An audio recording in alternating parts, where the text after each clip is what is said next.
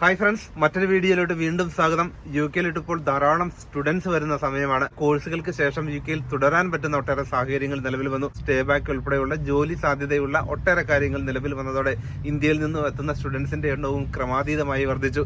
എല്ലാ യൂണിവേഴ്സിറ്റികളിലും ഇപ്പോൾ ഇന്ത്യൻ സ്റ്റുഡൻസിനെ ധാരാളം കാണുന്ന സമയമാണ്. യു കെയിൽ എത്തുന്ന സ്റ്റുഡൻസിന് ഇവിടുത്തെ നിയമങ്ങൾ കൃത്യമായി അറിയാത്തതിന്റെ പേരിൽ ഒട്ടേറെ പ്രശ്നങ്ങളിൽ പെടുന്ന വാർത്തകളാണ് ഇപ്പോൾ പല സ്ഥലങ്ങളിൽ നിന്ന് വരുന്നത്. അതേക്കുറിച്ചുള്ള ചില പ്രധാന ഇൻഫർമേഷനാണ് ഈ വീഡിയോയിൽ നമ്മൾ നൽകുന്നത്.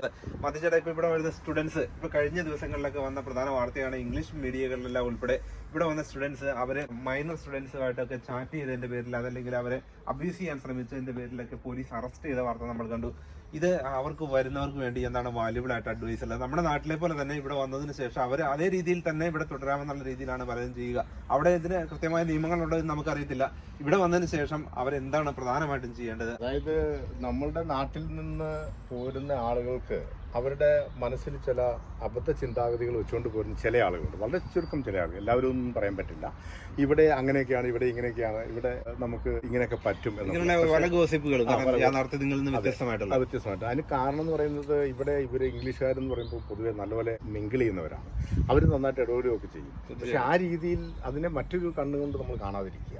അവർ രാത്രിയായാലും പകലായാലും എല്ലാവരും കൂടെ ഒരുമിച്ച് ജോലി ചെയ്യും, എല്ലാവരുമായിട്ട് നല്ലപോലെ ഇടപഴകുന്ന ആളുകളാണ്. പക്ഷെ അതിനകത്ത് വേറൊരു മീനിങ് ഇല്ല.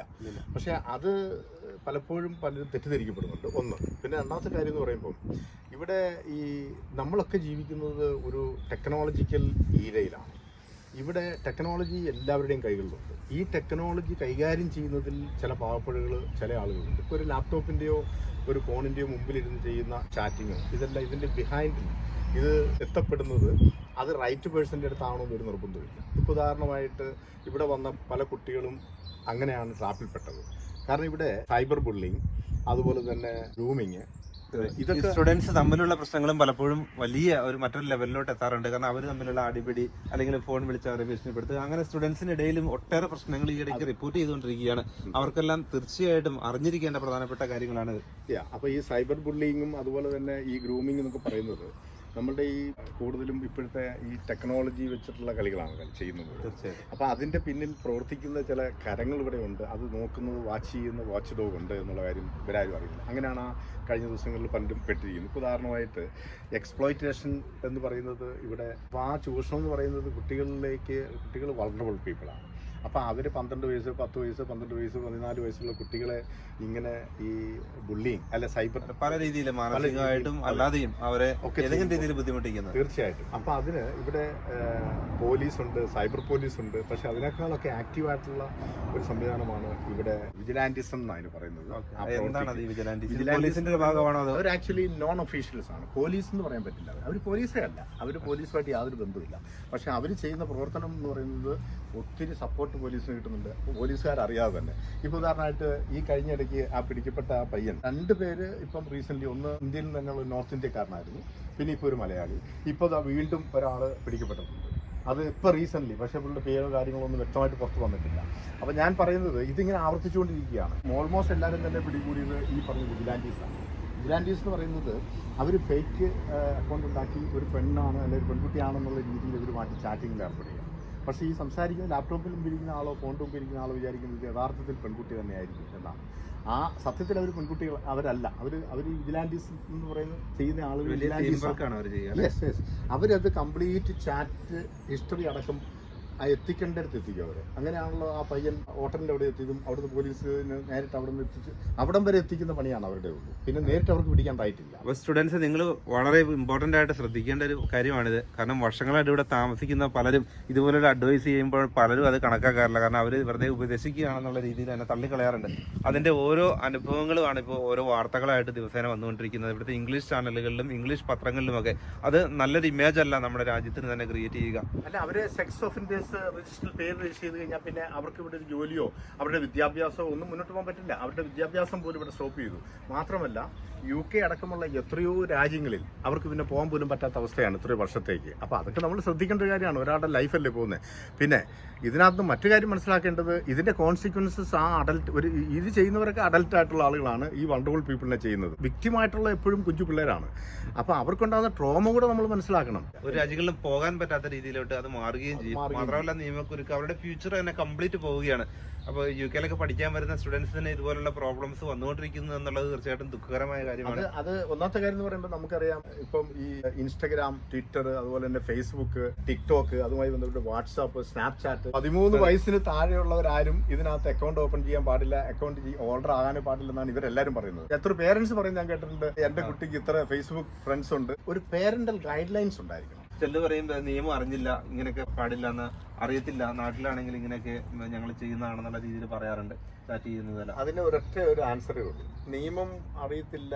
ഞാനൊരു തെറ്റ് ചെയ്തിട്ട് എനിക്ക് നിയമം അറിയില്ലായിരുന്നു പറഞ്ഞാൽ ഏതെങ്കിലും കോടതി ഈ ലോകത്ത് നമ്മൾ വെറുതെ വിടും. ഇപ്പോൾ പിന്നെ ഗ്രീൻ ലൈറ്റും യെല്ലോ ലൈറ്റും പിന്നെ റെഡ് ലൈറ്റും ഇരിക്കുന്നു.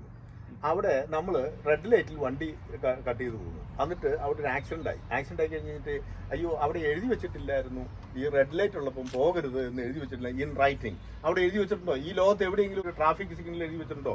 റെഡ് കാണുമ്പോൾ നിങ്ങൾ നിർത്തിയിടണം, മഞ്ഞ കാണുമ്പോൾ നിങ്ങൾ get ready to start or get ready to stop, അല്ലേ? അല്ലെങ്കിൽ പിന്നെന്താണ് ഗ്രീൻ കാണുമ്പോൾ നിങ്ങൾ പൊക്കോ എന്ന് എഴുതി വെച്ചിട്ടില്ല, എന്നിട്ട് അത് പാലിക്കുന്നില്ലേ നമ്മൾ? അത് നിയമം അറിഞ്ഞിട്ടാണോ? നിയമത്തിന്റെ വശം പഠിച്ചിട്ടാണോ? ഒന്നുമല്ല, സെൻസ് മേക്ക് ചെയ്തുകൊണ്ട് ജീവിക്കേണ്ട കാര്യങ്ങളാണ് അതൊക്കെ, അല്ലേ? അപ്പൊ അങ്ങനെ എന്ന് പറഞ്ഞ പോലെ തന്നെയാണ് വെറുതെ ചാറ്റ് ചെയ്താണെന്നൊക്കെ പറഞ്ഞ് ജസ്റ്റിഫൈ ചെയ്ത സംഭവങ്ങൾ ഉണ്ടായിട്ടുണ്ട്. പക്ഷെ അവരതൊന്നും ഒരിക്കലും അംഗീകരിക്കില്ല. എന്റെ ഇതൊക്കെ അറിഞ്ഞു കഴിഞ്ഞാൽ എന്റെ കുടുംബത്തിന് എന്താവും എന്നുള്ള ഞാൻ ചോദിക്കട്ടെ. പ്രത്യേകിച്ച് എനിക്ക് പറയാനുള്ളത്, ഇതിൽ ഇൻവോൾവ് ആവുന്ന വ്യക്തിയിൽ മാത്രം നിക്ഷിപ്തമായിട്ടുള്ളതാണ് അവരുടെ ഈ പറഞ്ഞ ആക്ടിവിറ്റീസും.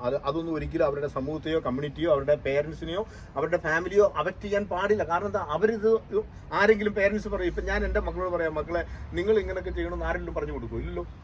അവര് സ്വയം പോയി ചെയ്യുന്ന കാര്യങ്ങൾ, അതിന്റെ കോൺസിക്വൻസ് കംപ്ലീറ്റ് അവർ തന്നെയാണ്. ഒരിക്കലും അവരുടെ ഫാമിലിയോ ബ്രദേഴ്സോ സിസ്റ്റേഴ്സോ ഒന്നും ഇതിൽ യാതൊരു രീതിയിലും ഈ കാര്യത്തില് ഒന്നുമല്ല. അവർ തല ഉയർത്തി തന്നെ സമൂഹത്തിൽ നടക്കണമെന്ന് ഞാൻ പറയുന്നത്. കാരണം എന്റെ മകൻ ഒരു തെറ്റ് ചെയ്ത് കഴിഞ്ഞാൽ അത് തെറ്റാണെന്ന് പറയാനുള്ള ആഗ്രഹം ഞാൻ കാണിക്കും. നാട്ടിലൊക്കെ ഉള്ള ഒരു കാര്യമാണ്. ഇപ്പൊ ഒരാൾ തെറ്റ് ചെയ്ത അവന്റെ ബ്രദറാണ് അല്ലെങ്കിൽ അവന്റെ പേരൻസ് ആണെന്നുള്ള രീതിയിൽ അവരെയും കൂടി താത്തിക്കെട്ടുന്ന ഒരിക്കലും ചെയ്യരുത്. അതൊന്നും UK ഒരിക്കലും അത് അങ്ങനെ ഇല്ല. ഒരാൾ തെറ്റ് ചെയ്ത ആ വ്യക്തി മാത്രമാണ് അതിന്റെ കുറ്റക്കാരൻ. വ്യക്തി മാത്രമാണ് അതിന്റെ കുറ്റക്കാരൻ, അല്ലാതെ ആ സമൂഹം അവരുടെ വീട്ടുകാരും നാട്ടുകാരും കുടുംബക്കാരും അങ്ങനെയൊന്നും അത് ഒരിക്കലും അംഗീകരിക്കാൻ പറ്റുന്ന ഒരു കാര്യമല്ലല്ലോ. അപ്പൊ സ്റ്റുഡൻസ് ആയിട്ട് വരുന്നതിന് മുമ്പ് നിങ്ങൾ കുറെ അധികം കാര്യങ്ങൾ ഇവിടുത്തെ നിയമങ്ങളൊക്കെ കുറെ പഠിച്ചിരിക്കുക. ഇവിടെ വന്നു കഴിഞ്ഞതിന് ശേഷം നിങ്ങളുടെ എയിം എന്താണ്? പഠിക്കാനായിട്ടാണ് വന്നിരിക്കുന്നത്?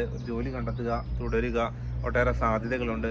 ഇപ്പൊ സ്റ്റുഡൻസ് ആയിട്ട് വന്നു കഴിഞ്ഞാൽ അവരുടെ കോഴ്സ് കഴിയുന്നതോടെ സ്റ്റുഡന്റിന്റെ ആ ഒരു പീരീഡ് കഴിഞ്ഞു. പിന്നെ ഇവിടെ വർക്ക് പെർമിറ്റ് കിട്ടി അവർക്ക് ഒട്ടേറെ സാലറി. ഇപ്പോൾ മാത്തിച്ചേട്ടനാണെങ്കിൽ തന്നെ ഇപ്പൊ ഈ ബിസിനസ്സിൽ ഇതുപോലുള്ള മോർഗേജ് ഇൻഷുറൻസ് രംഗത്ത് പ്രവർത്തിക്കുക അറിയാം, എത്ര ഉയർന്ന സാലറി മേടിക്കുന്ന ആളുകളാണ്, പ്രത്യേകിച്ച് മലയാളികളൊക്കെ ഉള്ള സ്ഥലമാണ് UK എന്നുള്ളത്.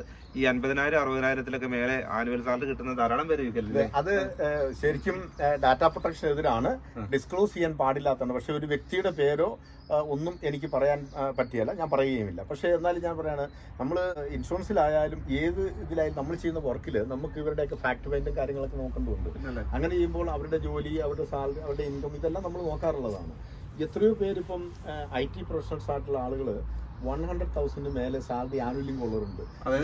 ഇന്ത്യൻ രൂപയിലാണെങ്കിൽ ഒരു വർഷം 1 കോടി രൂപ ആലോചിച്ച് നോക്കണം. അത് പിന്നെ എനിക്ക് തന്നെ ഒരു അഭിമാനം തോന്നി. ഇതുപോലെ ഒട്ടേറെ മലയാളികൾ പ്രൊഫഷണൽ രംഗത്തുള്ള ആളുകളൊക്കെ നല്ല സാലറി മേടിക്കുന്നതാണ്. നിങ്ങൾക്കൊക്കെ അവിടെ എത്താൻ പറ്റും. ആ ഒരു എയിം നമ്മുടെ ലൈഫിൽ ഉണ്ടാക്കിയെടുക്കണം. അല്ലാതെ ഞാൻ എപ്പോഴും ഇതുപോലെ ഈ ലെവലിൽ തന്നെ നിൽക്കുകയുള്ളൂ എന്നുള്ള രീതിയിലൊന്നും അല്ല നമ്മൾ വേണ്ടത്. ഡ്രീം ഉണ്ടായിരിക്കണം, ഏറ്റവും ഉയർന്ന പൊസിഷൻ ആയിരിക്കണം നമ്മുടെ ലക്ഷ്യം. ഏറ്റവും കൂടുതൽ സാലറി മേടിക്കാൻ നിങ്ങൾക്ക് പറ്റും. ആ ഒരു കഴിവ് ഡെവലപ്പ് ചെയ്തെടുക്കണം. IT പ്രൊഫഷണൽ ആയിട്ടുള്ള ഒരുപാട് ക്ലയൻസ് ഉണ്ട് എനിക്ക്. അവരൊക്കെ പിന്നെ 60,000 പൗണ്ടിന് മേലെ സാലറി ഉള്ളവരാണ്. ഞാൻ 60,000 താഴെ ഇതുവരെ എന്റെ ക്ലയന്റ് ആയിട്ട് എനിക്ക് കിട്ടിയിട്ടില്ല. അപ്പൊ 60, 70, 80, 90, 95, 1 ലക്ഷം, 1,10,000 ഒക്കെ ഉള്ള ആളുകളുണ്ട്. അവർക്കൊക്കെ നമുക്ക് ചിന്തിക്കാൻ പറ്റും അങ്ങനെ സാലറി നമുക്ക് ഒരു മലയാളിക്ക് കിട്ടും. നമ്മളത് പറഞ്ഞു കഴിയുമ്പോൾ അവർ പറയും അത് ഒന്നും പോസിബിൾ അല്ല എന്നുള്ള രീതിയിൽ എനിക്ക് തോന്നുന്നത്. അങ്ങനെ ഒരു തെറ്റിദ്ധാരണയൊക്കെ ജനങ്ങളിൽ.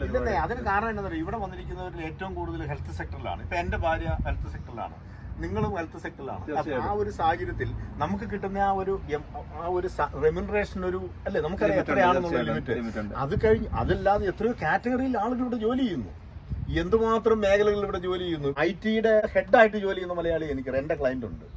അതുപോലെ ഡോക്ടേഴ്സ്, കൺസൾട്ടന്റ്, ഏതെല്ലാം ഡിപ്പാർട്ട്മെന്റുകളിൽ ജോലി ചെയ്യുന്ന എനിക്ക്. അതൊക്കെ നമ്മളൊരു മലയാളി എന്ന് പറഞ്ഞാൽ മലയാളിയുടെ സാലറി 2,500-3,000 പൗണ്ടിൽ ഒതുങ്ങി നിൽക്കുന്നതാണെന്നുള്ളൊരു ചിന്തയൊന്നും വേണ്ട. അങ്ങനെയാണെങ്കിൽ ഇവിടെ ഓരോരുത്തരുടെയൊക്കെ സാലറി കേട്ടാൽ നമ്മൾ ചെട്ടി. തീർച്ചയായിട്ടും. അപ്പൊ വരുന്ന സ്റ്റുഡൻസ് നിങ്ങൾ ചെയ്യേണ്ടത്, നിങ്ങൾക്ക് അനന്ത സാധ്യതയുള്ള ഒരു രാജ്യം തന്നെയാണ് UK. നിങ്ങളുടെ ലക്ഷ്യം എന്ന് പറയുന്നത് ജസ്റ്റ് പഠിക്കുക, തിരിച്ചു പോകുക എന്നുള്ളതിനപ്പുറത്ത് ഇപ്പോൾ ഉള്ള സാധ്യതകൾ പരമാവധി ഉപയോഗിച്ചുകൊണ്ട് സ്റ്റാർട്ടിംഗ് സാലറിയൊക്കെ ചിലപ്പോൾ കുറവായിരിക്കും. അതിനുശേഷം കൂടുതൽ ഉയരങ്ങളിലുള്ള നല്ല ജോലികൾ കണ്ടെത്തി തീർച്ചയായിട്ടും UK സെറ്റിൽ ചെയ്യാൻ പറ്റുന്ന ഒട്ടേറെ ഉയരങ്ങളിലെത്താൻ പറ്റുന്ന സാധ്യതകൾ നിങ്ങൾക്ക് പരമാവധി ഉപയോഗപ്പെടുത്തുകയാണ് വേണ്ടത്. കാരണം അതിന് ഏറ്റവും ഉദാഹരണമാണ് ഇപ്പോൾ ഈ മാത്യുച്ചേട്ടനെ പോലുള്ള സ്കിൽഡ് പ്രൊഫഷണൽസ് UK വർക്ക് ചെയ്യുമ്പോൾ അവർ നിരന്തരം കാണുന്നതും ഇന്ററാക്ട് ചെയ്യുന്നതുമാണ്. അതുകൊണ്ട് നിങ്ങൾക്ക് സാധ്യതകൾ വളരെയധികം ഉണ്ട് UK. തീർച്ചയായിട്ടും നിയമങ്ങളെല്ലാം പാലിച്ചുകൊണ്ട് തന്നെ UK തുടരുക. പഠിക്കാൻ വന്നു കഴിഞ്ഞാൽ നിങ്ങൾ നന്നായി പഠിക്കുക, നല്ല സ്കോറോടുകൂടി പാസ്സായതിനു ശേഷം ജോലി കണ്ടെത്തുക. തീർച്ചയായിട്ടും നിങ്ങൾക്ക് ഈ സെറ്റിൽ ചെയ്യാൻ പറ്റുന്ന ഏറ്റവും നല്ല രാജ്യങ്ങളിൽ നിന്ന് ഏറ്റവും നല്ല വൺ ഓഫ് ദ കൺട്രിയിൽ ഒന്നാണ്. നമുക്ക് ഈ രാജ്യത്ത് എല്ലാവിധ സൗകര്യങ്ങളും നമുക്ക് ഗവൺമെന്റിന്റെ ഭാഗത്ത് തന്നെ കിട്ടുന്നുണ്ട് അല്ലേ.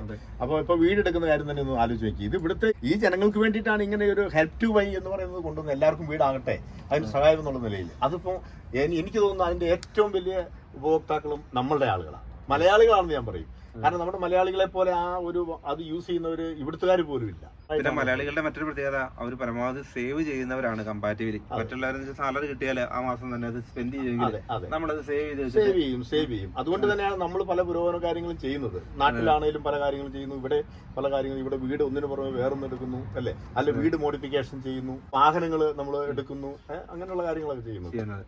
അപ്പൊ അതുകൊണ്ട് തീർച്ചയായിട്ടും നിങ്ങൾക്ക് പരമാവധി നല്ല അവസരങ്ങൾ ഉള്ളത് ഉപയോഗിക്കുക, നിയമങ്ങളൊക്കെ കൃത്യമായി പാലിച്ചുകൊണ്ട് തന്നെ മുന്നോട്ട് പോവുക. കഴിഞ്ഞ മാത്യുച്ചേട്ടന്റെ വീഡിയോ ഷെയർ ചെയ്തവർക്ക് 50 പൗണ്ടിൽ കുറയാത്ത ഒരു സമ്മാനം നമ്മൾ നൽകാമെന്ന് പറഞ്ഞിരുന്നു. ധാരാളം പേരാണ് വീഡിയോ ഷെയർ ചെയ്തത്. ഇപ്പൊ നമുക്ക് എന്നെ നറുക്കെടുക്കാം. ഇപ്പൊ നമ്മോടൊപ്പം ഉള്ളത് മാത്യുച്ചേട്ടനും മാത്യുച്ചേട്ടന്റെ മോനെ എഡ്വിനാണ് ഇപ്പൊ നറുക്കെടുക്കുന്നത്. ആർക്കാണ് കിട്ടിയത്? രുക്മ മനോജിനാണ് ഇപ്പൊ സമ്മാനം അടിച്ചിരിക്കുന്നത്. ഇനിയും നിങ്ങൾ വീഡിയോ ഷെയർ ചെയ്യുമ്പോൾ സർപ്രൈസ് ആയിട്ട് നിങ്ങൾക്ക് തീർച്ചയായിട്ടും ഗിഫ്റ്റുകൾ ഉണ്ടാകും. അപ്പോ രുക്മ മനോജിന് തീർച്ചയായിട്ടും കൺഗ്രാജുലേഷൻസ് രുക്മ മനോജ്. നന്നായിട്ട് ഷെയർ ചെയ്തല്ലോ അല്ലേ എല്ലാവരും തന്നെ ഷെയർ ചെയ്തു. ഇൻഫർമേഷൻ എല്ലായിടത്തും എത്തട്ടെ. ഇനിയും വരുന്ന വീഡിയോസ് ഒക്കെ എങ്ങനെ ഷെയർ ചെയ്യുക, അപ്പൊ നല്ല ഇൻഫർമേഷൻ എല്ലാവരും കിട്ടുള്ളൂ. തീർച്ചയായിട്ടും. അപ്പൊ വളരെയധികം അത് ഞങ്ങളുടെ വീട്ടിൽ വെച്ച് തന്നെ ഈ നറുക്കെടുക്കാൻ കഴിഞ്ഞത് ഒരു വലിയ ഭാഗ്യമാണ്. ഷെയർ ചെയ്ത എല്ലാവർക്കും പ്രത്യേകം നന്ദി. ഇതിൽ പങ്കെടുത്ത എഡ്വിനും പ്രത്യേകം നന്ദി. ലണ്ടനിലെ നേഴ്സാണ് രുക്മയ്ക്ക് ഗിഫ്റ്റ് വാങ്ങി അയച്ച് അത് കിട്ടിയതിന് ശേഷമാണ് നമ്മൾ ഈ വീഡിയോ ഇപ്പോൾ പോസ്റ്റ് ചെയ്യുന്നത്. ഹലോ സാർ, എനിക്ക് കിട്ടി കേട്ടോ, ഗിഫ്റ്റ് കിട്ടി. ഭയങ്കര എന്താ പറയുക, ഞാൻ എക്സൈറ്റഡ് ആയി പോയി. ഒത്തിരി താങ്ക്സ് ഉണ്ട്. മറ്റൊരു ഇൻഫർമേറ്റീവ് വീഡിയോയുമായി താമസിയാതെ തന്നെ വീണ്ടും കാണാം. എല്ലാവർക്കും നല്ലൊരു സമയം ആശംസിക്കുന്നു.